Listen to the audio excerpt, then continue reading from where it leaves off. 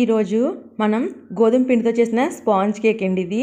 ఇది చాలా స్మూత్గా ఫ్లఫీగా వచ్చింది. అయితే ఈ కేక్ చాలా టేస్టీగా కూడా ఉంది. ఇది గోధుమ పిండి బెల్లంతో నేను తయారు చేశాను. అయితే ఈ కేక్ అనేది ఎలా తయారు చేయాలో ఈరోజు వీడియోలో చూద్దాం.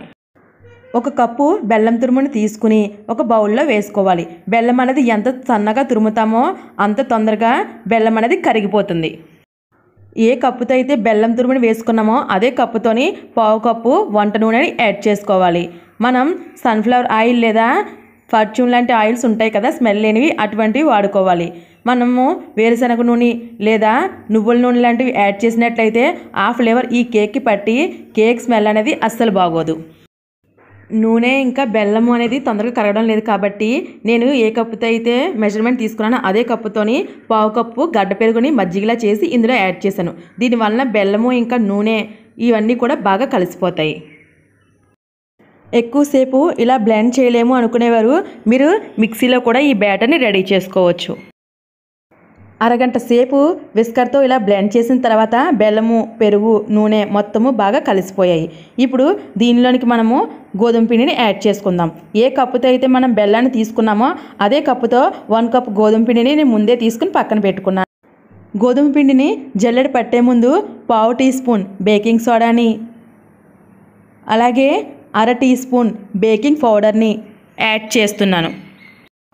ఇప్పుడు ఈ గోధుమ పిండి ఇంకా బేకింగ్ సోడా, బేకింగ్ పౌడర్ మొత్తం అన్ని కలిపి జల్లెడ పట్టుకోవాలి. జల్లెడ పట్టిన తర్వాత ఎక్స్ట్రాగా ఉండే పొట్టు మొత్తం పైకి వచ్చేస్తుంది. ఇప్పుడు ఈ పొట్టును తీసి బయట వేసేసుకోవాలి. ఈ పిండిని ఎక్కడ ఉండలు గడ్డలు లేకుండా బాగా కలిసే విధంగా స్మూత్ అండ్ సాఫ్ట్గా ఇలా కలుపుతూ ఉండాలి.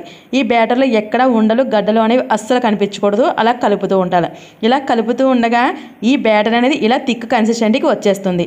ఇలా కలపడానికి నాకు ఎక్కువ సమయం పట్టింది కాబట్టి స్కిప్ చేసేసాను.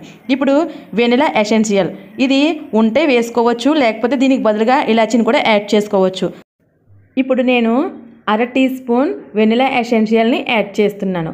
ఇప్పుడు వెనిలా ఎసెన్షియల్ యాడ్ చేసిన తర్వాత మళ్ళా ఈ విస్కర్తో ఈ బ్యాటర్ మొత్తము బాగా కలుపుతూ ఉండాలి. ఎలా అంటే ఇందులో నుంచి ఎయిర్ బబుల్స్ అనేవి వస్తూ ఉండేలా కలుపుతూ ఉండాలి. చూస్తున్నారుగా, మీకు ఒకవేళ ఈ బ్యాటర్ అనేది థిక్గా ఉండి విస్కర్ తిరగలేనట్లుగా అనిపించినట్లయితే దానిలో మీరు కాస్త పాలను కూడా యాడ్ చేసుకోవచ్చు. నాకైతే విస్కర్ తిరుగుతులేదు కాబట్టి థిక్గా అనిపించింది. నేను దీనిలోని 3 టేబుల్ స్పూన్ల పాలను యాడ్ చేస్తున్నాను. ఇంతకంటే ఎక్కువ పాలు నాకు అసలు ఇందులో పట్టనే లేదు. ఇప్పుడు ఇలా పాలను వేసిన తర్వాత కూడా ఇలా బ్లెండ్ చేస్తూ ఉండాలి. ఈ కేక్ బ్యాటర్ అనేది మనం ఎంత బాగా బ్లెండ్ చేస్తామో కేక్ అంత ఫ్లఫీగా పొంగుతూ వస్తుంది. చూడండి, బ్యాటర్ని ఇలా కలుపుతూ ఉన్నప్పుడు అందులో నుంచి ఎయిర్ బబుల్స్ అనేవి లైట్గా వస్తూ ఉన్నాయి. అంటే ఈ కేక్ బ్యాటర్ అనేది రెడీ అయ్యింది. ఇప్పుడు ఈ బ్యాటర్ని ఈ కన్సిస్టెన్సీలో ఉన్న తర్వాత మాత్రమే మనం వాడాలి. చూసారుగా, మరీ థిక్గాని కాకుండా మరీ లూజ్గాని కాకుండా ఇలా ఉంది ఈ బ్యాటర్.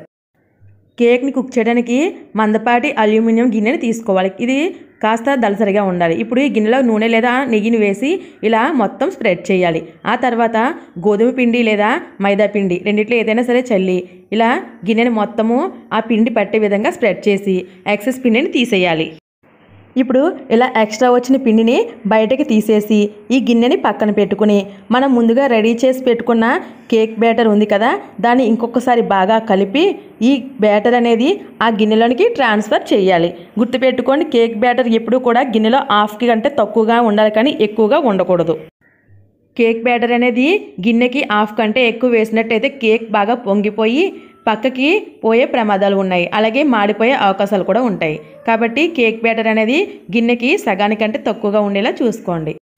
తర్వాత ఈ గిన్నెని ఒక్కసారి నేల మీద పెట్టి 2 సార్లు ఇలా ట్యాప్ చేయాలి. ఇలా చేయడం వల్ల ఇందులో ఉండే ఎయిర్ బబుల్స్ అనేవి బయటికి వచ్చేస్తాయి. స్టవ్ వెలిగించి ఒక కుక్కర్ గిన్నెని దీనిపైన పెట్టాలి. ఇప్పుడు ఇటువంటి స్టాండ్ని పెట్టాలి. వీలైతే మీకు ఇసుక లేదా సాల్ట్ని యాడ్ చేసుకుని కూడా కేక్ని బేకింగ్ చేసుకోవచ్చు. అలా ఏం వేయకుండా కూడా ఇలా ఒట్టి స్టాండ్ పెట్టినా కూడా కేక్ సరిగ్గానే బేక్ అవుతుంది. అయితే నేను ఇందులో ఏమీ యాడ్ చేయకుండానే బేక్ చేస్తున్నాను. ఇప్పుడు ఈ కుక్కర్కి ఉండే ఈ విజిల్ ఇంకా ఈ గ్యాస్ కట్ ఉంటుంది కదా, ఆ 2 తీసిన తర్వాత మాత్రమే దీనికి మూత అనేది పెట్టుకోవాలి. ఇప్పుడు దీనిలోని మనం కేక్ గిన్నెని పెట్టిన తర్వాత ఇలా క్లోజ్ చేసేయాలి. అలా అరగంట తర్వాత కరెక్ట్గా కేక్ అనేది ఇలా బేక్ అయ్యింది. చూసారుగా ఎలా ఫ్లఫీగా పొంగుతూ వచ్చిందో. ఇంకో గంట తర్వాత ఇప్పుడు ఈ విధంగా వచ్చింది. అయితే కేక్ ఎలా కుక్ అయిందో తెలుసుకోవడానికి నేను ఒక స్పూన్ని ఇలా గుచ్చాను. చూసారుగా స్పూన్కి ఎక్కడా కూడా ఏమీ అంటుకోలేదు. అయితే కేక్ అనేది రెడీ అయిపోయింది. ఇప్పుడు స్టవ్ ఆఫ్ చేసుకుని గిన్నెని పక్కన పెట్టుకోవాలి. ఆ తర్వాత 20 నిమిషాలు చల్లారనిచ్చిన తర్వాత ఇలా చాక్తో చుట్టూ ట్యాప్ చేయాలి. అయితే మీకు ఇక్కడ ఒక విషయం చెప్పడం మర్చిపోయాను.